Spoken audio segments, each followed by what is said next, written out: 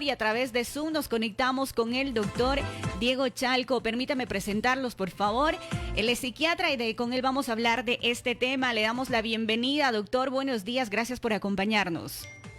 ¿Cómo estás, Pati? Buenos días. Un saludo efusivo también aparte de Radio K1 y bueno, todos los espectadores y radioescuchas del otro lado.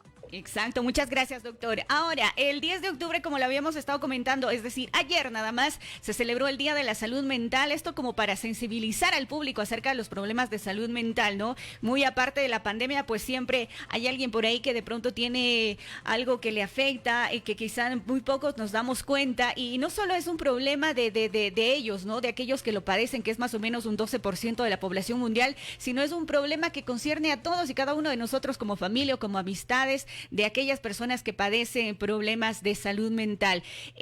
Doctor, vamos arrancando entonces por el principio. ¿Qué es salud mental? ¿Qué es tener una buena salud mental? Bueno, mira, solo quería arrancar con el contexto de que en efecto ya llevamos 30 años aproximadamente haciendo esta conmemoración cada 10 de octubre. La OMS en un trabajo conjunto con la Federación Mundial de la Salud siempre proponen un lema diferente cada año. ¿Ya? Sin ir más lejos, el año pasado se trabajó el suicidio, en 2018 fueron los jóvenes el eje central, en 2017 la salud mental en el trabajo, y este 2020, en concordancia con esta catástrofe que hemos vivido del La pandemia. COVID-19, se ha puesto énfasis en moverse en favor de la salud mental y hay que invertir en ella. ¿Ya? Eh, si bien es cierto, la inversión habla desde un punto de vista estratégico, de presupuesto, un llamado a los gobiernos, también creo que es importante que esa inversión sea de cada individuo, de cada familia. Invertir no únicamente dinero, sino también preocupación, tiempo, atención en uno mismo y en el otro. Me preguntabas acerca de lo que es la salud mental. Quisiera ir un poco más atrás, recordándole a todas las personas que hoy por hoy se ha dejado un poco de lado aquel viejo concepto de que la salud era únicamente la ausencia de enfermedad. Eso era una visión bastante reduccionista, muy biologicista, que se centraba únicamente en la parte corporal. Sin embargo, la salud hemos visto que es más que eso, es un completo estado de equilibrio entre algo que es biológico, pero algo que también es psicológico, algo que es social y algo que me gusta, al menos en mi práctica con mis pacientes, recalcar la importancia de lo espiritual. Lo biológico hace Ujú. relación a la genética, al cuerpo, a la discapacidad. Lo psicológico hace relación a la personalidad, a los mecanismos de afrontamiento, los mecanismos de defensa. Lo social, estamos siempre inmersos dentro de un constructo que tiene que ver con el trabajo, con las tasas de criminalidad, violencia, con la economía.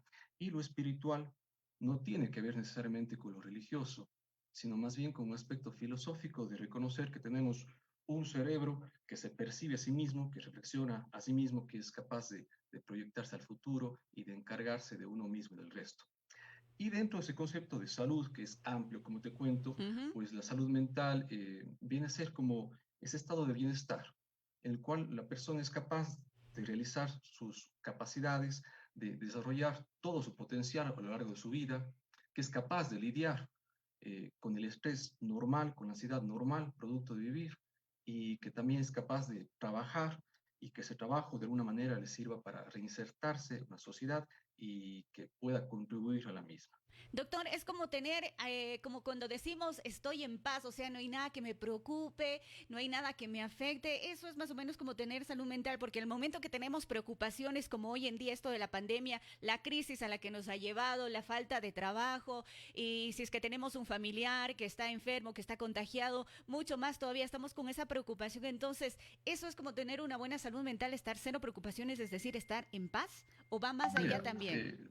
no necesariamente, la salud mental es un estado, pero además de este equilibrio que te comento, de estar nivelado, equilibrado en lo biológico, en lo social, en lo psicológico, en lo espiritual, también tiene que ver mucho con saber que la realidad de la existencia humana siempre está ligada a la pérdida, al dolor, al sufrimiento. Por tanto, ahí entra en juego la capacidad de resiliencia, ¿no? De Ujú. adaptación del individuo, sabiendo que la gente fallece, que se caen los negocios, que fracasan los matrimonios, que la salud se quebranta, que la persona haya desarrollado, haya practicado, porque la salud no, es un proceso constructivo, es un proceso dinámico. Siempre se está construyendo salud y reconstruyendo salud cuando se pierde. Entonces, eso me parece que es más importante antes que estar sin preocupaciones, porque es un concepto un poco Claro. ilusorio, un poco utópico, sino Ujú. más bien siempre ser capaz aún estando en el piso, pues poder levantarse, sacudirse las rodillas y seguir hacia adelante, recalculando, eh, moviendo sus objetivos, sabiendo que no siempre las cosas van a ser como nosotros queremos, sino con lo que tenemos a mano, cambiar nuestras expectativas de futuro y en ese proceso, pues, tener salud. Exacto. Doctor, ahora qué pasa ya cuando alguien presenta una enfermedad mental, es decir, a veces cuando vemos o calificamos, quizá está mal utilizado un término, decimos esa persona está loca, esa persona, bueno, es que la esquizofrenia sí existe, entonces hay personas que sufren de esquizofrenia y otro tipo de enfermedades. ¿Cuáles son las causas para que una persona pueda llegar a tener una enfermedad mental y cuáles son esas enfermedades que existen o quizá las más comunes? Porque pueden haber varias y quizá podemos centrarnos o concentrarnos en las más comunes y las que más se han podido escuchar. Bueno, hoy se trabaja más bien conversando acerca de trastornos, ¿no? Ciertamente hay enfermedades mentales, hay trastornos mentales que devienen de una causa biológica que resultan incurables, pero que sí son tratables, que sí son rehabilitables, como por ejemplo la esquizofrenia que acabas de mencionar, Uh -huh. en el cual ha habido grandes avances en la farmacología, en la psicoterapia, y son personas que con un tratamiento adecuado, multidisciplinario, pueden tener una calidad de vida excelente, alcanzar muchos objetivos, lograr tener una familia, un trabajo estable y vivir unas cuantas décadas y fallecer de otra situación que no tenga que ver directamente con su cuadro psiquiátrico base. Sin embargo, y en relación a lo que estamos viviendo este año en particular del COVID, pues ciertamente han recrudecido, han exacerbado varios síntomas relacionados, por ejemplo, con los trastornos del estado del ánimo, la depresión, Uh -huh. con los trastornos de ansiedad en todo su espectro, los trastornos por consumo de sustancias, el alcohol, el tabaco, los psicofármacos, algunas otras drogas duras, trastornos del sueño, estrés postraumático y obviamente se ha desencadenado también todo lo que son los estresores psicosociales en relación al agotamiento del trabajo, al ausentismo del trabajo, la violencia intrafamiliar y también las altas tasas de criminalidad. Entonces, vemos un rebrote de una situación que fue un problema antes de la pandemia y que ahora, lamentablemente, parece que se va a incrementar de una manera exponencial. Recordemos, todavía no salimos de la crisis de orden biológico que supone el virus, ¿no? Pero esas cuarentenas llevan al cierre de negocios, llevan a la caída de economías, al desempleo, criminalidad, el abandono de estudios, desnutrición. Entonces, realmente a futuro lo que se espera es que todas estas patologías que te comenté hace un momento se incrementen. Por tanto, van a saturar un sistema que antes de la pandemia ya fue inexistente en cuanto a salud mental, ¿no? Porque a propósito de la celebración de este año, recuerdas, del presupuesto de salud, menos del 2% va a salud mental. Entonces, es un llamado. Exacto. Tenemos que necesariamente pisar el acelerador y conformar servicios especializados y también dotar de capacitación a todo el personal de salud que no es especializado para que hagan una intervención de salud de primer nivel. Es lo que estamos haciendo ahora, por ejemplo, contigo. Esta es una promoción de salud de primer nivel. Estamos anticipando, estamos conversando, estamos invitando a la gente para que eche un ojo a su alrededor, eche un ojo a sí mismo, cómo está su salud mental y puedan eh, oportunamente buscar ayuda. Doctor, precisamente por lo que usted acaba de decir, ¿cómo detectamos que alguien está empezando a sufrir de depresión, que alguien tiene, aparte de depresión, quizá otra enfermedad mental? Puede ser la esquizofrenia, que es, generalmente pues la esquizofrenia se da cuando vemos comportamientos ya un poco bruscos de las personas que empiezan a atacar ese tipo de cosas. Epilepsia también, que quizá no siempre se detecta a tiempo y quizá ya cuando están las cosas un poco más avanzadas hay personas que recién lo descubren en sus familiares, etcétera. ¿Cómo detectamos, sea cual sea el tipo de enfermedad mental, cómo detectamos que alguien la está padeciendo o que yo la estoy padeciendo? Bueno, Con respecto a tu pregunta, claro, son procesos diagnósticos, algunos de ellos se construyen a lo largo del tiempo. Por ejemplo, el caso de perdón, ¿me están escuchando? Parecía que se cortó un momento. Estamos bien, doctor, Sí, tranquilo. perfecto.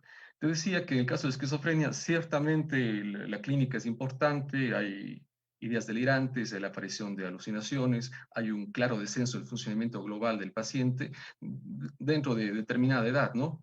Eh, pero en el caso de las más comunes, hablemos de depresión y ansiedad, saber que la depresión no necesariamente es la tristeza, sino es una tristeza que se vuelve patológica, crónica, incapacitante, en la cual la persona es como si tuviese un velo oscuro, Ujú. no puede proyectarse al futuro y eso empieza a desencadenar la vida emocional, llanto incoercible, una falta de voluntad, una apatía, una desconexión emocional con sí mismo, con las personas, y empiezan a haber reacciones en las cuales empieza a faltar a su trabajo, empieza a faltar a sus estudios, se descuida en su aspecto personal, entonces ya no tiene un interés por peinarse, por bañarse, y obviamente los familiares empiezan a ver que es una situación que ya no cae dentro de lo normal, de lo esperable, ante una pérdida, ante un duelo, entonces ahí me parece que es momento de buscar ayuda.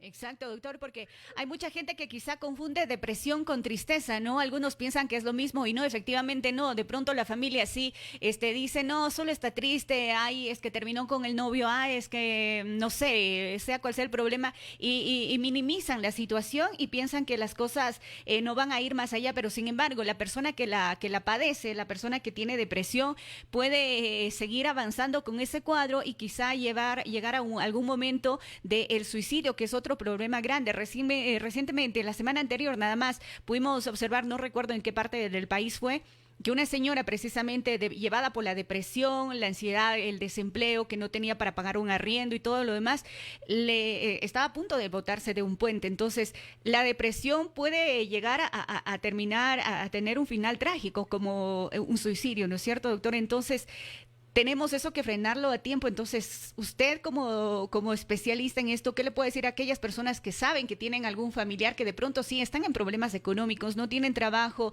necesitan el pan todos los días, pero no tienen quizá por el momento el sustento?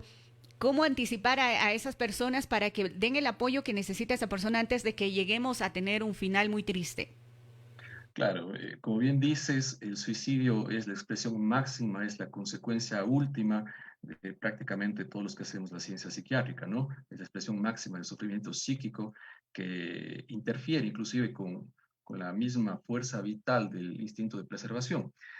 ¿Es prevenible? Sí, es prevenible, pero sigue siendo un problema. Fíjate, una persona fallece por causa de suicidio cada 40 segundos, son 800.000 personas en el año.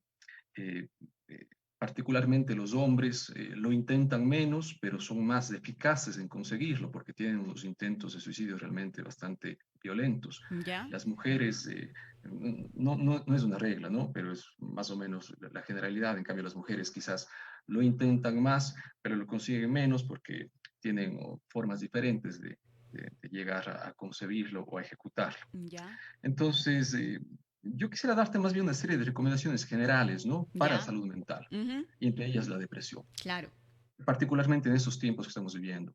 Creo que es muy importante limitar, poner un orden, poner un alto a la sobreexposición a consumos negativos, consumos nocivos, desde el aspecto de lo audiovisual, es decir, el consumo de noticias, Ujú. el consumo de videos, de películas, estar siempre casi neurótico con el número de infectados, número de muertos, las teorías conspirativas de cómo se generó el virus, si es que hay una cura, si es que todo esto es un complot internacional, porque tendemos a caer en un fenómeno cognitivo que se llama la negligencia de la probabilidad, en la cual sobreestimamos las reales posibilidades de enfermar, ¿sí?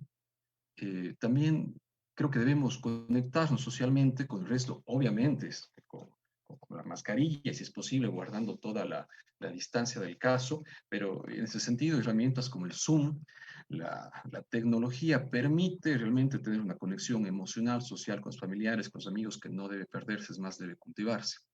También debemos aprender a desconectarnos del trabajo. Ahora que estamos en modelos de teletrabajo, debe haber una clara diferenciación de los horarios en los cuales hago oficina, en los cuales hago familia, en los cuales hago pareja, en los cuales también tengo espacio para mis propios intereses. Te dijera, importantísimo que las personas logren sostener sus rutinas, que el hecho de estar en casa no altere todos sus ciclos biológicos y que el sueño se desparrame a lo largo del día o empecemos a ver películas a las 3 de la mañana, porque todo eso altera una estabilidad que teníamos antes de la pandemia y empieza a desbordarnos ahora. Dormir bien, alimentarse bien, tener una dieta balanceada, escuchar música, leer un libro, intentar sentarnos en lo que va bien en la vida. Sabemos que las cosas son complicadas, pero creo que es más fácil intentar sentarnos en el aquí, en el ahora, en lo que sí tenemos, en las posibilidades, en lo que nos ha quedado después de la tormenta para poder nuevamente subsistir hacia el futuro. Intentar aprender técnicas de meditación, el mindfulness, que es un tipo de meditación científica basada en la conciencia plena, en la atención en el aquí y ahora, en la reconexión a través de la respiración con la corporeidad, con el corazón, con los brazos. Son formas de que las personas pueden llegar a apaciguar estados emocionales negativos. Ayudar a los demás. Está comprobado que el altruismo, que la empatía realmente genera cambios a nivel cerebral en el cual se activan ciertas zonas del cerebro, de la corteza prefrontal, y que estimulan la liberación de dopamina, de oxitocina, neurotransmisores ligados íntimamente al placer. Fíjate, al ayudar a los demás desinteresadamente me hace una mejor persona, no solo emocional, sino también cognitivamente. Ujú. Y bueno, esas entre otras. Exacto, bueno, como usted lo decía, sí, ahora por el tema de la pandemia, pues hay todos tenemos ese temor de contraer el virus en esta pandemia que obviamente nos ha afectado al mundo entero, no solo a nuestra ciudad ni solo al país. Se suma el impacto de los importantes cambios que hemos tenido, pues, doctor, de la vida cotidiana, ¿no? Así De que es. salíamos todos los días hasta que un día nos dijeron no podemos salir y pasábamos encerrados las 24 horas del día, o al menos la gran mayoría de las personas. Entonces, todos se vieron frenados en sus actividades y ante las nuevas y desafiantes realidades del distanciamiento físico, del trabajo desde el hogar, el desempleo que por el que muchos están atravesando, e inclusive la educación de los niños, padres que quizás han llegado a volverse locos con los niños ahí en casa por las famosas clases virtuales, las tareas. Entonces no han sido solo padres, sino también se han convertido en profesores, encima pues las cosas de la casa y la falta de contacto físico con los seres queridos, ¿no? Aquellos con los que quizá teníamos previsto una reunión, una fiesta, un cumpleaños, visitarlos ciertos días, y también nos hemos visto aislados en aquel momento porque ahora, bueno, ya la gente está empezando a salir. Entonces es importante todo esto de la salud mental con a los cambios que hemos sufrido a nivel general y que obviamente muchos dicen, qué barbaridad, cómo nos cambió la vida esta pandemia, y es lo que todo el mundo dice, cómo nos ha cambiado la vida. Y algo que usted comentaba también dentro de las recomendaciones, no consumir cosas que veamos, al menos, sobre todo en las redes sociales, digo yo, ya en la Así televisión es. o en la radio como que ya las fuentes son oficiales, pero en las redes sociales que abundan las noticias falsas o los fake news. Imagínese, pues no, hay gente que yo he visto que dice, ay, imagínese tal cosa, y enseguida pues empezamos ya a armarnos historias o a tener preocupaciones en la cabeza basadas en informaciones que no son obviamente reales, que quizá por ahí algún desocupado pues simplemente por la cuestión de hoy en día que esto de causar likes y ese tipo de cosas. Entonces es importante que dejemos de consumir redes sociales en esta época porque lo que nos llevan es más a preocuparnos, a llevarnos la cabeza de información que no tiene ningún sentido. Qué importante es tener una buena salud en época de pandemia, doctor. Sí, como bien dices, la crisis sanitaria no es solo una crisis derivada del COVID, sino estamos viendo que es una crisis de tipo económica, es una crisis social, del orden internacional, de la influencia geopolítica, es ideológica, es una crisis moral, es una crisis de identidad también, y tiene un alto impacto emocional y del comportamiento a nivel del individuo y todas las sociedades. Ciertamente ya son 8 meses, ¿no? Son 8 meses en los Ujú. cuales la vida ha Exacto. dado un giro diametral de 180 grados y ahora hacemos un montón de cosas que antes no hacíamos y Ujú. las que hacíamos quedaron atrás. Entonces, ese esfuerzo que hacen las personas por sostener una rutina que le es anómala, que le es extraña, terminan agotándole. Por tanto, consume los recursos del sujeto. Pero te dijera que hay solución, ¿no? Me gusta ser optimista en ese Ujú, sentido y creo que la solución es reconocer que no es la primera pandemia. ujú. Las pandemias Y siempre capaz han no será la cambiado a última. las sociedades y por ende a los individuos, que el ser humano es un ser adaptativo. Fuimos concebidos evolutivamente para Ujú. hacernos cargo de esas situaciones y esperar que después de todo esto surja un sentido de propósito individual y comunitario, reconociendo el inmenso valor de cada una de las personas en la sociedad. Creo que ha quedado más evidente que la supervivencia de uno mismo está ligada de manera irrevocable a la supervivencia del otro. Creo que también es importante que los gobiernos se dejen de tonterías acerca de quitarse el poder, arañarse el poder y empezar a invertir en lo que realmente importa, que es la salud, la educación, que es la nutrición, el fortalecimiento del talento humano como verdaderos motores del progreso. Exacto. Doctor, ahora, obviamente ya esto de la pandemia, como usted lo decía, es algo que está ahí. No es la primera pandemia por la que está atravesando la humanidad y quizá no sea ni la última siquiera. Habrá muchas cosas más. Y hemos escuchado mucho decir la nueva normalidad, la nueva normalidad. Yo lo quitaría normalidad por realidad. Es una nueva realidad. La normalidad obviamente ya se quedó Así es. atrás. No podemos retomar nuestras vidas como lo hacíamos antes. Ahora debemos andar con mascarilla todo el tiempo hasta que por lo menos la afectación de la pandemia pues baje un poco de grado, digamos, para que nos veamos afectados, pero obviamente tenemos que empezar a adaptarnos a este virus, a convivir con el virus que difícilmente va a desaparecer en 1 o 2 años más. Usted no sé cuál es su posición al respecto en cuanto a esto de la famosa normalidad. ¿A usted le parece que es una nueva normalidad o cómo lo califica usted? En ese sentido estaría de acuerdo con tus palabras. No me parece que sea una nueva normalidad. Creo que el mensaje entre líneas es quizás negativo para algunas personas porque les da la impresión que en algún momento vamos a volver a lo mismo, lo cual sería un error. Porque si la pandemia no causa un cambio profundo en la forma como vemos a nosotros, a nuestros familiares, a la salud, al mundo, creo que habría sido un desperdicio. Habrá otra normalidad, prefería decir, lo que se irá construyendo, no es algo que se va a dar de un día al otro, que irá acompañando a un montón de cambios, puesto que el virus ha puesto en evidencia a las sociedades contra sus gobiernos, eh, frente a los sistemas de salud. Ojo, el virus no nos trajo la pobreza, no nos trajo las inequidades sociales, es simplemente una consecuencia.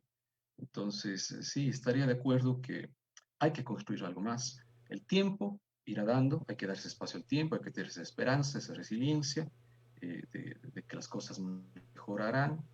Eh, Vamos a ver cómo se fortalecen los vínculos familiares, los vínculos sociales. Creo que es algo que nunca va a desaparecer.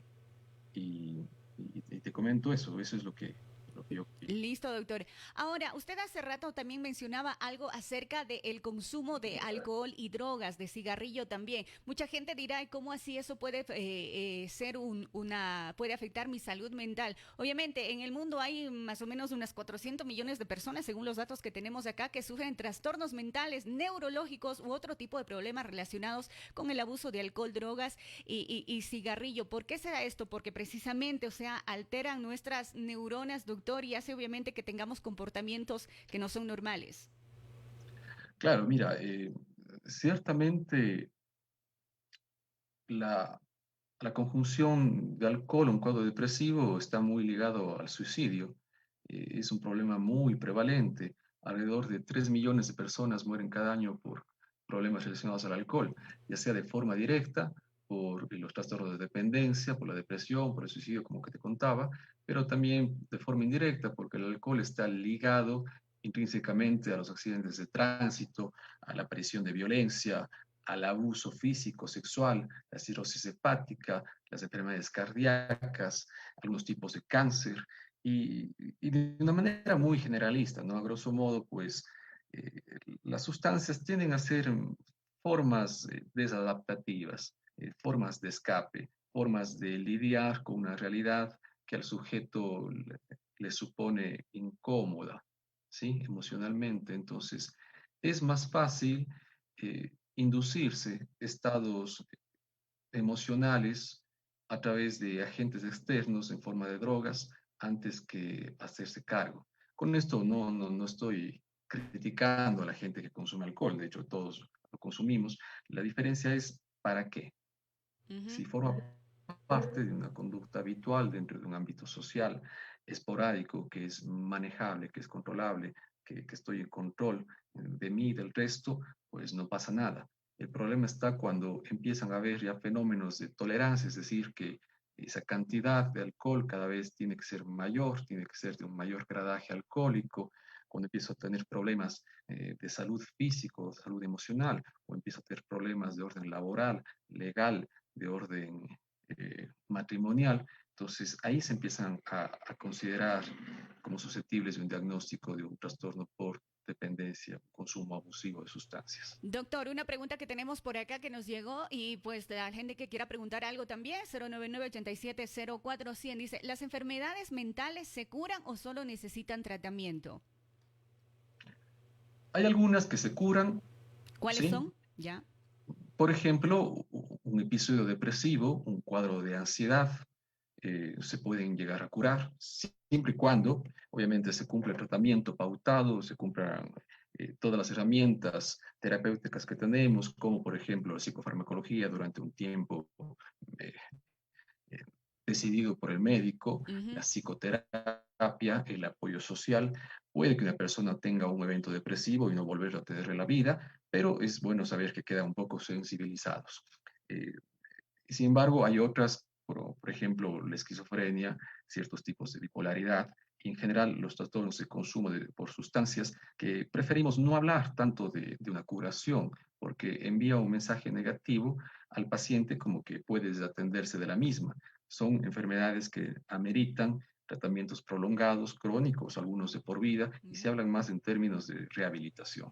Y la Bien. rehabilitación implica que el sujeto está libre de síntomas, está integrado a su ámbito social, familiar, eh, laboral. Sin embargo, tiene una predisposición en la cual, si no se hace cargo, si no se hace cargo del tratamiento, muy posiblemente haga un rebrote más adelante.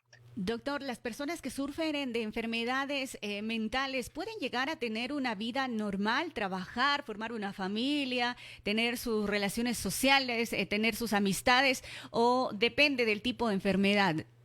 No, totalmente. Yo te dijera que todas las personas obtienen una vida digna. Creo que es uno de los grandes cambios del paradigma en cuanto a la salud mental, que durante mucho tiempo fue alimentado por alguna época oscura también que tuvo la psiquiatría, cuando era todavía una ciencia joven, no entendíamos bien qué pasaba, alimentada por la radio, por la prensa, la televisión, por la cultura pop, que veían a la psiquiatría y la enfermedad mental, como tú bien decías, una cosa de locos, y el manicomio se convirtió en una especie de cárcel, ¿no? Ujú. Donde iban todos estos sujetos desadaptados. Sin embargo, eso debemos desterrar por completo. Quisiera que la gente pueda entrar a la página de la OMS para ver qué es el Día de la Salud Mental, de qué se trata, poder conversar más contigo en este espacio y desmitificar, sabiendo que quienes hacemos psiquiatría somos médicos, estamos al servicio del bienestar absoluto del paciente, que es una especialidad muy cercana también a la neurología, que trabajamos con exámenes complementarios, que tenemos un vademecum farmacológico, y que lo que se pretende es más bien que el manicomio sí sigue existiendo, pero ahora se llaman hospitales de especialización neuropsiquiátrica, donde se tratan trastornos mentales y que son sitios donde a veces se resuelve la fase aguda, los brotes importantes, las enfermedades, pero realmente lo que se intenta es más bien la desinstitucionalización de los pacientes, Ujú. sacarles rápidamente del hospital y obviamente que se reintegren a sus casas, a sus familias, a sus trabajos, que puedan formar matrimonios, tener hijos, que puedan progresar, que puedan estudiar, pero obviamente para eso todavía falta algunas cosas. En Ecuador aún tenemos un poco ese modelo de hospital, de consultorio, pero lo que pretende, y a propósito del Día Mundial de la Salud, es invertir para sacar a los profesionales de los consultorios hospitales y acercarlos un poco más a la comunidad, generando espacios de internamiento intermedios, como casas de acogida, como hospitales intermedios, y que la gente entienda que no hay nada de malo en solicitar asistencia, Ujú, en buscar ayuda, que más bien la enfermedad mental es tan discapacitante como cualquier otra enfermedad, ujú, exacto. ¿sí? ¿Qué ¿Por qué? Porque perdemos años de vida, calidad de años de vida. Podremos vivir 70, 50 años, pero haber vivido una vida, entre comillas, un poco mediocre, con varios problemas en el ámbito laboral, social, legal, cuando quizás lo más prudente es buscar ayuda y empezar a hacerse cargo de las cosas que nos generan sufrimiento. Exacto, hacernos cargo de las cosas por las que estamos atravesando y dejar de lado el miedo y quizá de pronto a que nos juzguen diciendo van a pensar que estoy loco y por ese miedo al rechazo de que quizá la sociedad lo va a tachar como de loco, Así es es. que mucha gente ha dejado de ir a un profesional para que pueda recibir ayuda a tiempo. Doctor, lamentablemente pues el tiempo se nos ha agotado ya, ha estado muy importante toda la información que usted nos ha podido proporcionar y pues que quizá más adelante podamos tener una nueva entrevista con usted para ir tocando ya temas más puntualizados. Para aquellas personas que necesitan, Claro. pues ya obviamente una orientación ya más personalizada, más privada, ¿dónde lo podemos encontrar, doctor? Bueno, yo estoy en consultorios médicos Santa Inés, en la Torre 1, el consultorio 406. También pueden ubicar al teléfono, un WhatsApp, al 0969033440, doctor Diego Chalco, psiquiatría y psicoterapia. Listo. Doctor, le agradezco un montón por su tiempo el día de hoy. Bueno, le deseamos un feliz domingo para usted y hasta una próxima oportunidad donde podamos seguir tratando otros temas. Gracias, papi, muy amable. Muchísimas gracias a usted, doctor, y a todos.